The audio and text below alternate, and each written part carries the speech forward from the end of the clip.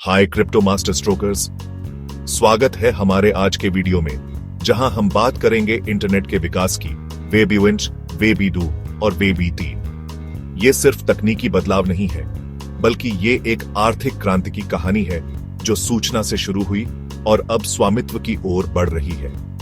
आज हम वेब 3 के सेक्शन में एक खास भारतीय इनोवेशन MST ब्लॉकचेन को भी शामिल करेंगे, जो VB3 को और मजबूत बना रहा है। तो तैयार हैं? चलिए शुरू करते हैं और समझते हैं कि इंटरनेट ने हमारी दुनिया को कैसे बदला है। सबसे पहले बात करते हैं वेब 1 की, जो 1990 से 2005 तक चला। इसे आप एक डिजिटल लाइब्रेरी की तरह समझ सकते हैं। उस समय इंटरनेट पर ज्यादातर वेबसाइट्स ऐसी थीं जिनमें बस जानकारी होती थी, जैसे एक ऑनलाइन किताब आप बस पढ़ सकते थे, कुछ और नहीं।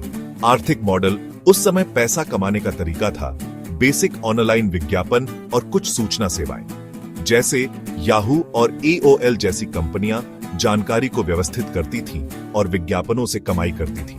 उपयोगकर्ता की भूमिका, हम यानी उपयोगकर्ता सिर्फ उपभोक्ता थे। हम वेबसाइट्स पर जाकर जानकारी पढ़ते थे बस।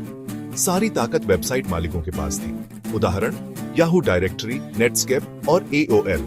तो वेब इन का जमाना था सूचना का डिजिटलीकरण, लेकिन ये तो बस शुरुआत थी। अब आते हैं वेब 2 पर, जो 2005 से शुरू हुआ और आज भी चल रहा है। ये इंटरनेट का वो दौर है जिसने सब कुछ बदल दिया। अब इंटरनेट सिर्फ पढ़ने की जगह नहीं था, बल्कि ये एक सामाजिक और इंटरैक्टिव दुनिया बन गया। आर्थिक मॉडल, इस दौर में सोशल मीडिया, ई-कॉमर्स और क्लाउड मंचों का उदय हुआ। कंपनियों ने पैसे कमाने के लिए दो बड़े तरीके अपनाए। उपयोगकर्ता डेटा का इस्तेमाल, आप जो कुछ भी ऑनलाइन करते हैं उसका डेटा इकट्ठा करके लक्षित विज्ञापन दिखाए जाते हैं। मंच मध्यस्थता, जैसे अमेजन या उबर जैसे मंच लेन देन से कमीशन लेते हैं और अपने इकोसिस्टम को कंट्रोल करते हैं। नेटवर्क प्रभाव, जितने ज्यादा लोग किसी मंच पर आते उतना ही वो मंच और शक्तिशाली होता।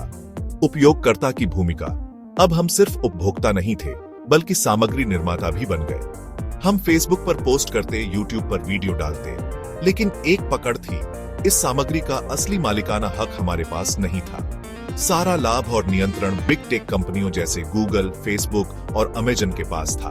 उदाहरण फेसबुक, यूट्यूब, टिकटॉक, अमेजन। इसलिए वेब 2 को हम डेटा चालित मंच अर्थव्यवस्था कह सकते हैं, जहां बिग टेक का दबदबा है। अब आते हैं वेब 3 की ओर, जो 2014 से शुरू हुआ और भविष्य की ओर बढ़ रहा है। ये इंटरनेट का वो रूप है जो पूरी तरह से विकेंद्रीकृत है, यानी कोई एक कंपनी या व्यक्ति इसका मालिक नहीं है।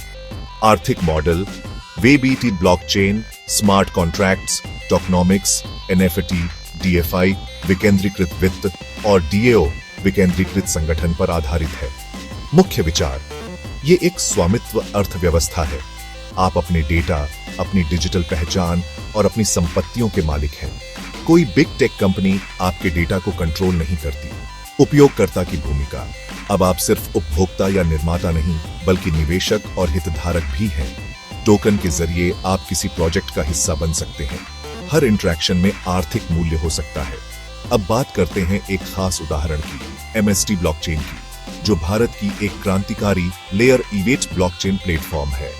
MST को मास्टर स्ट्रोक टेक्नोसॉफ्ट ने विकसित किया है, जो तेज, सुरक्षित और किफायती ट्रांजैक्शन प्रदान करता है।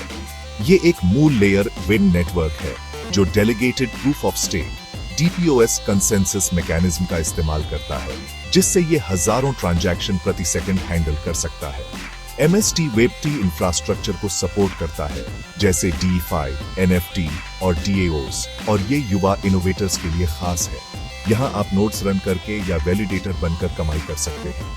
ये पारंपरिक और वेब 3 को ब्रिज करता है, जिससे छोटे बिजनेस एसेट टोकनाइज कर फंड रेज कर सके। MST की खासियतें हैं low cost solutions, sustainable energy model और एंटरप्राइज, रिटेल, गेमिंग के लिए टूल्स। ये भारत में डिसेंट्रलाइजेशन को बढ़ावा दे रहा है, जहां युवा कम्युनिटी 1 लाख से ज्यादा मेंबर्स वाली है। अन्य उदाहरण Ethereum, Uniswap, DFI, OpenSea, NFT और सामुदायिक DAO। वेब 3 का चरण है विकेंद्रीकरण और डिजिटल स्वामित्व। ये इंटरनेट को वापस उपयोगकर्ताओं के हाथ में देता है और MST जैसे प्लेटफॉर्म्स इसे भारत में रियल बनाते हैं। तो भविष्य में क्या होगा? वेब 3 तो ठीक है, लेकिन इसमें अभी बुद्धिमान स्वचालन की कमी है।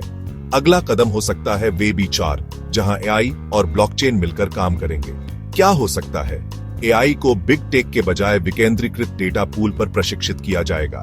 आप अपने डेटा को एआई सिस्टम को किराए पर दे सकते हैं और इसके लिए पैसे कमा सकते हैं। एमएसटी जैसे प्लेटफॉर्म्स यहां लेयर 2 सॉल्यूशन से स्केलेबिलिटी बढ़ा सकते हैं। इसे हम एक स्वायत्त इंटरनेट कह सकते हैं, जहां एआई और विकेंद्रीकरण एक साथ काम करेंगे। तो दोस्तों, इंटरनेट का सफर रहा है। वेबिट, सूचना अर्थव्यवस्था, सिर्फ पढ़ें। वेबी 2, मंच अर्थव्यवस्था, पढ़ें और लिखें। वेबी 3, स्वामित्व अर्थव्यवस्था, पढ़ें, लिखें और मालिक बने, जैसे एमएसटी ब्लॉकचेन में।